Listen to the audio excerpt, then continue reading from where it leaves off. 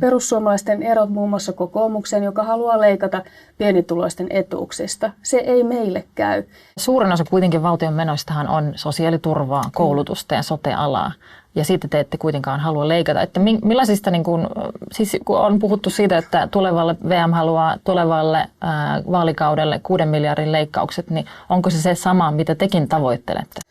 Me olemme sanoneet, että pelkkiä menosopeutuksia olemme valmiit tekemään 2,5–3 miljardia, jopa 4 miljardia seuraavalla kaudella, mutta tämä tietenkin riippuu tämä kokonaissumma niistä toimenpiteistä.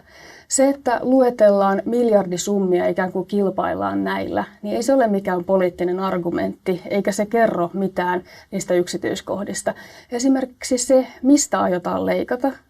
Perussuomalaisten erot muun muassa kokoomukseen, joka haluaa leikata pienituloisten etuuksista. Se ei meille käy. Tämä kokonaissumma, mikä hallituspohja sitten tätä tekeekään, niin toimenpiteiden kokonaisuus ja niiden yksityiskohdat vaikuttavat siihen, mikä kokonaissumma tulee olemaan.